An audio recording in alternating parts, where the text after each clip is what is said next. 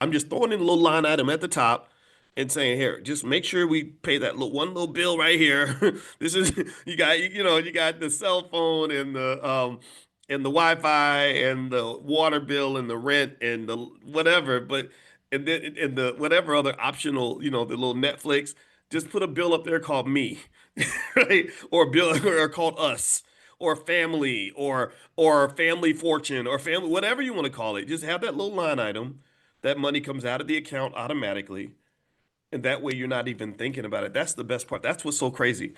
The coolest thing about financial consciousness, because I've thought about this a lot, because I'm very conscious of these things. That's why I call it financial consciousness. The coolest thing about financial consciousness is that a big part of consciousness is knowing when to be unconscious. It's knowing when to like do something in the background so you're not thinking about it, to set it and forget it.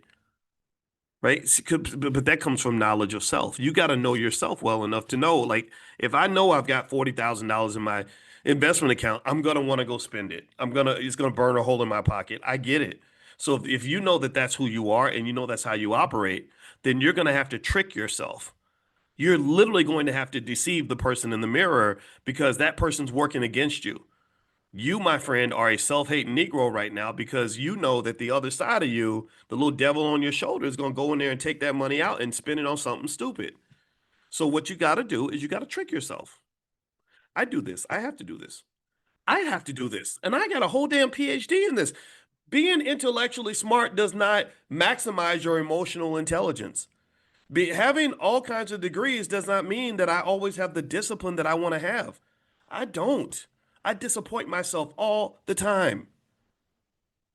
But I spend time trying to learn myself so I'll know, like, hey, boys, you ain't gonna stop this train, buddy.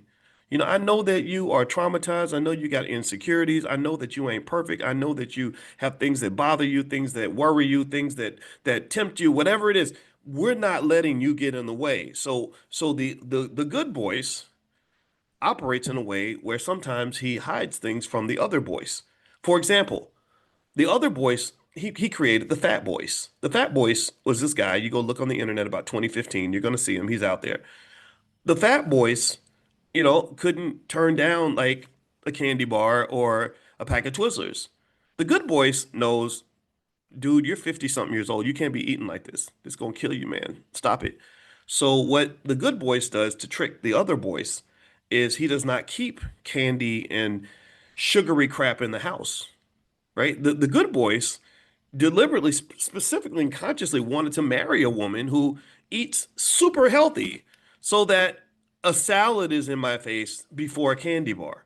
Because he knows that when Boyce lives by himself, he becomes a food addict. He starts to chew up all that food and that food that's going to mess him up, right? So another example, when I used to pay child support, it was a lot of money, and it just really it burned me up because I didn't have any say on what was being done with the money, and it was a lot. It was a big chunk of my paycheck. So you know what I did? I said, you know what, just set it and just take the money out, and then I'll get used to not having it, and I won't have to see it. If I don't see it, then I'm not going to think about it because I don't know if I had when I was younger, especially, I don't know if I had the discipline to sit down and write a check that big every month. My hands would be shaking.